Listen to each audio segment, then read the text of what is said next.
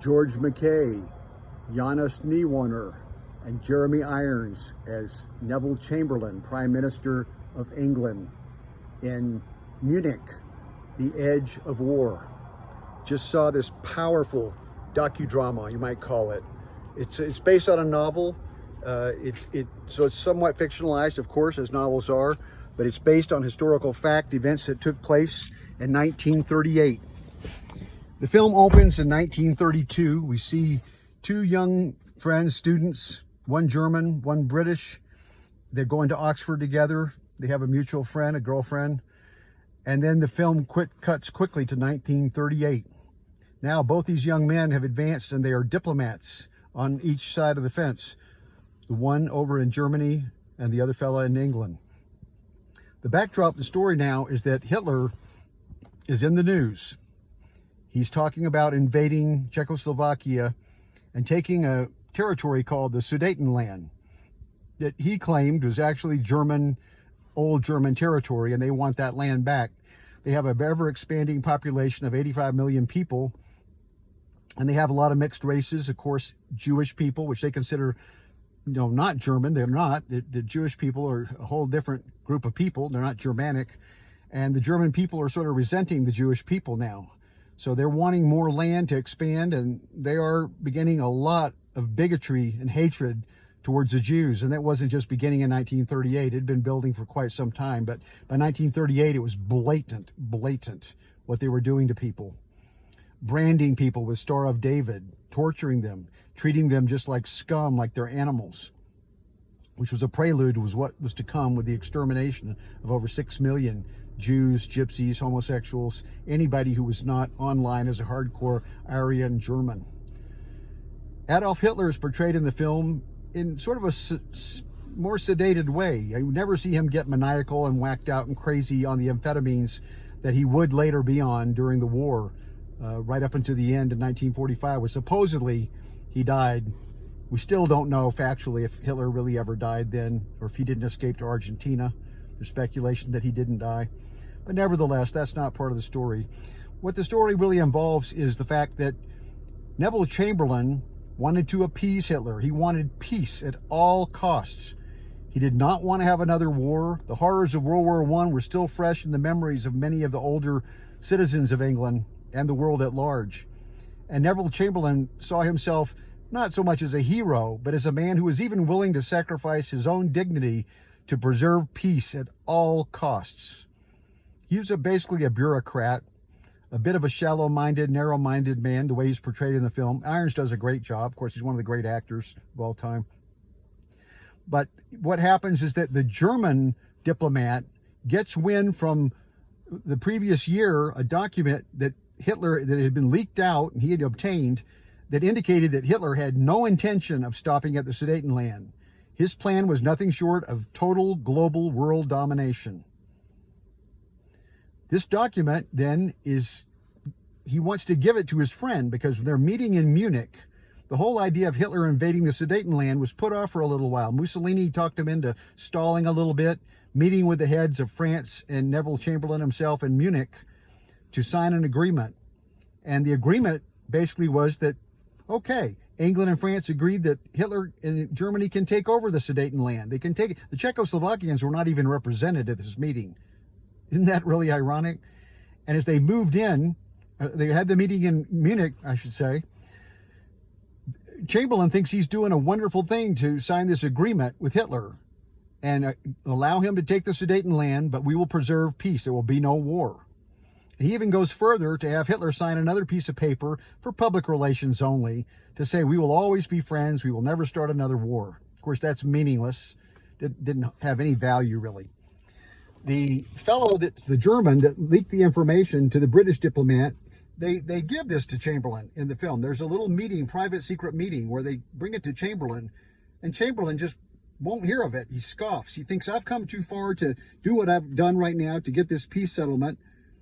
Don't be telling me he's going to start a war and now we back off, because then it will be war. And we're really not prepared for war, and they weren't.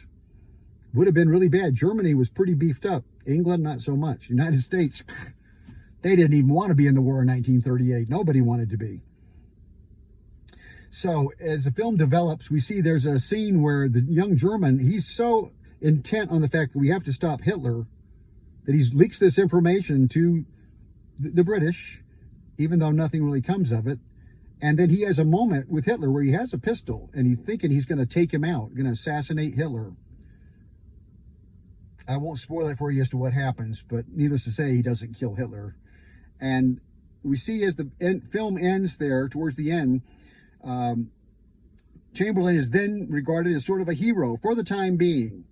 He has kept peace. There will be no war. Everybody's happy about that. And there are some eerie parallels to today that people are talking about. This minority, which are people like me that are unvaccinated, we're sort of going to be treated like the Jews were in Germany, as outcasts, as third-rate citizens who will not have privileges or rights to do anything. This is foreshadowing dark days coming in America. There definitely could be a war of some kind going on between countries. You know, that's a setup. At some point may happen. More than likely what's going to happen is there will be some kind of a massive cyber attack. It's already been forecast by the same people that at the World Economic Forum that predicted, along with others, the plandemic, the massive viral plandemic that's occurred, that was basically orchestrated. Now, the idea is that we're going to have a collapse of our economy because of a cyber attack. Kind of makes sense. They'll claim that either North Korea or China or someone has massively brought down the military or the political hardware, whatever, of the computers of the United States, and the internet must be shut down for our security. They will shut down the internet for a period, maybe days, maybe weeks, maybe months. Nobody knows. Nobody knows when, but it is going to happen. Once that happens, there'll be a reboot, a reset. When things come back, all the rules will be changed. Now, anyone unvaccinated will probably be moved to an internment camp. They will try to do that. Martial law will be declared. The stock market will drop near 80% perhaps.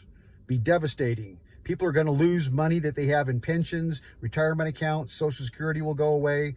All the so-called entitlements will be gone. Dollar will be worth nothing anymore. And there will be a new system, a credit score system, similar to what's implemented in Red China, whereby people will be given a stipend to live on, provided they obey all the rules. They do what we say, they get their shots, and the shots, we know there's a price to pay for that. It's a cost-benefit thing. The slight benefit you get, it doesn't even come close to equaling the cost to your health. The cost is extremely high, the benefit very low. But they've convinced everybody just the opposite. The benefit is so high, minimal cost, it's free, can't hurt you. We know that's not true. We know that's not true. So I'm just letting you know, this is sort of, history repeats itself. It does, because people don't learn from history. They fall right into the trap of doing the same behaviors. We have a mass psychosis, mass formation going on today. They've created all this anxiety and fear through the media, through television, to get people, largely 2/3 of Americans have bought it. You look at Africa, where 6% of Africans have been vaccinated and they have no COVID. I'm just saying, that's a fact. Over here, you have all the vaccinated people with their spike protein that are really the problem.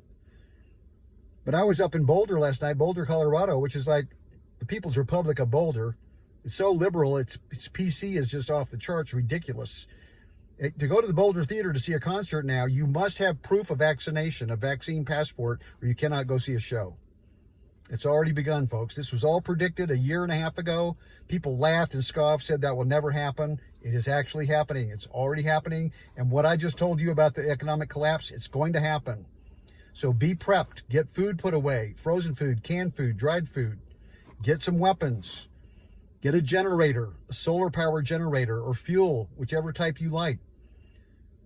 Be prepared, folks, to band together with your community, make connections, because you don't want to be warring and looting and attacking your neighbors. We don't want to do that.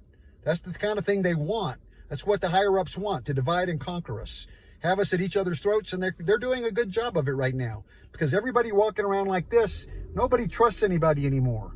Nobody's really even looking at each other's eyes. You tend not to really look at the eyes too much when the people are looking like this. You really can't even see the eyes, can you? Can't recognize people anymore. Devastating what it's done to our economy, to our society, to our system at large. I recommend you see this film, Munich, The Edge of War. It's very well produced. It's muted colors. The cinematography gives this feeling that you're back in the 80 years ago time period. It's just exquisitely produced, choreographed, art direction, all that stuff, direction, acting, first rate film. I recommend you see it, and hopefully you'll take away some lessons as I did. That what we have coming is a very dark cloud, a storm brewing, and it's coming very soon. And you don't want to be caught unprepared. Hopefully this video and this review will post. If very possible, they will block it. If they do, they do. I'll have to make another video if that's the case. But I'll continue to put the message out to people that you need to be concerned about your welfare and your future. Live for the moment. Live for today. Make the most of it. But be aware that prepping now has never been more important, never been more urgent. Take care of yourself. Be safe. Be well. Keep your immune system healthy. Don't put a lot of drugs into your body. I recommend you put no drugs into your body that are absolutely proven necessary. This thing going around, I cannot recommend it to anybody. I know I will never get it, no matter what. Good luck. Be well. Namaste.